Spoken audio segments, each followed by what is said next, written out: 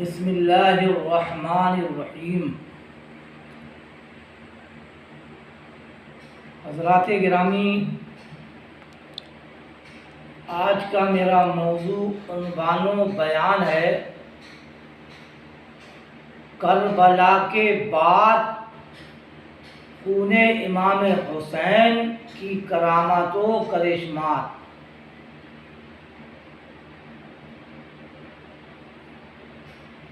कुरान फरमाता है वसयअलमुल्लज़ीना ज़लमू अय्या मुनक़लबिन यनक़लिबून, और अनक़रीब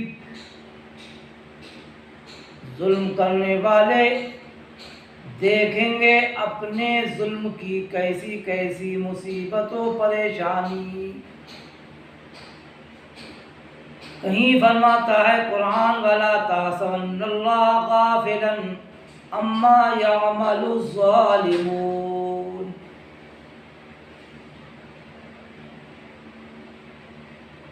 और जालिम और जुल्म करने वाले ये ना समझे कि अल्लाह हमारे जुल्मों से गाफिल और बेखबर है।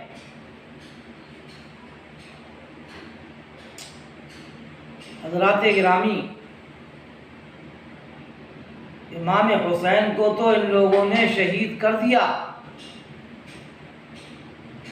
मैदान करबला में, मगर आप देखें कुरान की रूह से कि इन पर कैसी कैसी परेशानियां आई। किताबों में लिखा है कि उसी दिन से, जिस दिन इमाम हुसैन शहीद हुए, कैसी कैसी मुसीबतें आई। हदीस कुदसी में है, अल्लाह के रसूल सैयद आलम सल्लल्लाहु ताला अलैहि वसल्लम से अल्लाह ताला ने इरशाद फरमाया, प्यारे महबूब, हमने ज़करिया और यहया की शहादत पर 70 मार दिए, और तुम्हारी कराबत वाले अहले बैत की शहादत पर हम 1,40,000 को मारेंगे। तो प्यारे इस्लामी भाइयों, इमाम हुसैन रज़ियल्लाहु ताला अन्हु जब शहीद हुए तो आसमान ये खून के आंसू रोया। तमाम के तमाम समंदरों का पानी यानी खून में तब्दील हो गया, सब खून बन गया था समंदर, और आसमान पर अंधेरियां छा गई थी, और तारे सितारे आपस में टकराए, और यहाँ तक के किताबों में लिखा है कि ये पत्थरों को, जो भी पत्थर उठाया जाता था उसके नीचे से ताज़ा खून निकलता था। जिन्नों ने मरसिए पड़े, फरिश्ते मलाइका भी इमाम हुसैन की शहादत पर रोए। शजरो हजर हर चीज़ इमाम हुसैन की शहादत पर रोए। एक बात मैं आपको बता दूं, एक होता है कसदन रोना, एक होता है कसदन रोना गम मनाना, और एक होता है गम हो जाना, आंसू निकल आना। तो कसदन गम मनाना, कसदन गम करना ये नाजायज़ है, और गम हो जाना, आंसू निकल आना उनकी मोहब्बत में। कोई वाक़या सुनकर ये जायज़ है, ईमान की बात है। तो प्यारे इस्लामी भाइयों, तारीखों में लिखा है कि इमाम हुसैन रज़ी अल्लाह ताला अन्हु का जिसने सरे अनवर को अपने घोड़े की गर्दन में टांगा था, किताबों में लिखा है कि वो बहुत ही खूबसूरत आदमी था। फिर चंद दिनों में उसका चेहरा बिल्कुल सियाह हो गया था। उसके बच्चे खुद पूछते हैं कि बाबा जान, तुम्हारा चेहरा ये सियाह काला क्यों पड़ रहा है, तुम तो बहुत खूबसूरत थे। तो कहने लगा, जब से इमाम हुसैन के सरे अनवर को मैंने नेज़े पर चढ़ाया और घोड़े के गले में डाला, उसी दिन से मेरा चेहरा हर दिन सियाह और काला होता चला गया, मेरी सूरत बिगड़ गई। एक किताब में ये भी लिखा है कि शिमर लईन ने और इब्ने ज़ियाद ने जब इमाम हुसैन रज़ी अल्लाह ताला अन्हु के सरे अनवर को तश्त में रख रहा था, तो एक खून की बूंद उसके रान पर गिरी। उसके रान में नासूर बन गया और पूरी रान उसकी सड़ गई।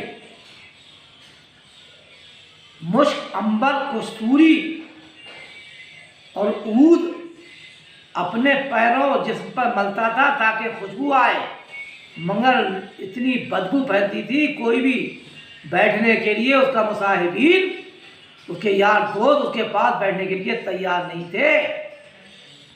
चंद दिनों जिंदा रहा, तड़प तड़प कर इसी नासूर में वो मर गया। किताबों में लिखा है कि इमाम हुसैन रज़ी अल्लाह ताला अन्हु की जब शहादत हुई तो मदीने के इतराम में, मदीने के गिरदोनवा में एक यहूदी रहता था जिसका के नाम श्याम था। वो श्याम की बीवी मर चुकी थी, एक लड़की थी बड़ी हसीना और जमीला, बड़ी माहे पैकर हुस्न की देवी थी। कुछ दिनों के बाद वो मर्द में मुब्तला हो गई, बड़ी मोहलक बीमारी में। इतनी मोहलक बीमारी में वो मुब्तला हो गई कि उसका जिस्म सड़ने लगा, कोढ़ की बीमारी हो गई और आँखों से वो नाबीना हो गई, हाथ पैर कटने लगे, सड़ने लगे। किताबों में लिखा है कि बड़े बड़े हकीमों को, तबीबों को, डॉक्टरों को, सर्जनों को, मालिजों को, अतिब्बाओं को दिखाया, सबने फेल कर दिया, लाइलाज कर दिया। अब घर में लड़की को लेकर के बैठ गया। श्याम को हर वक्त लड़की की चिंता रहती थी, हर वक्त फिक्र रहती थी कैसे ठीक होगी। किताबों में लिखा है एक दिन उसके बिरादरी के लोग, कुनबे के लोग, रिश्तेदार, दोस्त अहबाब उसके पास आए। श्याम, या तो फिर हमसे ही मोहब्बत कर लो या अपनी लड़की से ही मोहब्बत कर लो, ऐसा करो जहर देकर लड़की को मार दो, इसलिए कि लड़की अगर जिंदा रहेगी तो बीमारी हमारे सारे गांव में फैला देगी। लड़की से तुम्हारी बदबू आती है,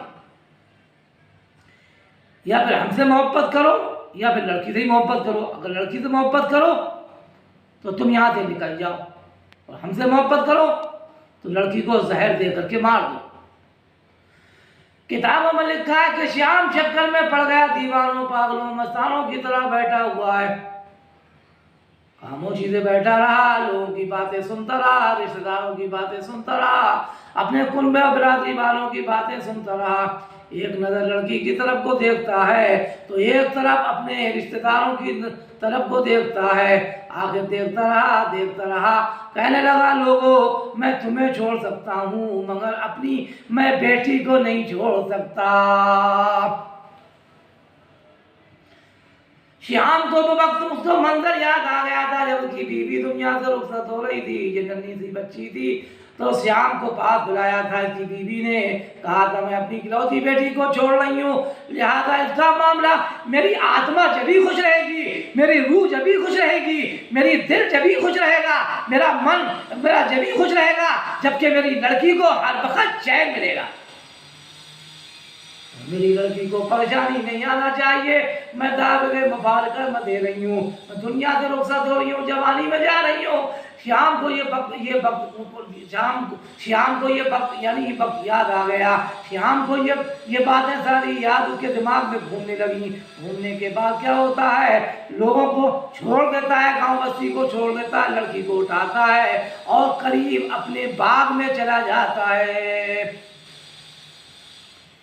बाग में लड़की को रख दिया और खुद मजदूरी के लिए निकल गया। रोजाना आता था, दिन भर की मजदूरी मिलती थी और खाना बनाने के बाद लड़की को खिलाता था। इत्तेफाक एक दिन ये हुआ कि वो जब को नौकरी करने के लिए गया, दूर दराज निकल गया, किसी मसरूफियत में वो फंस गया।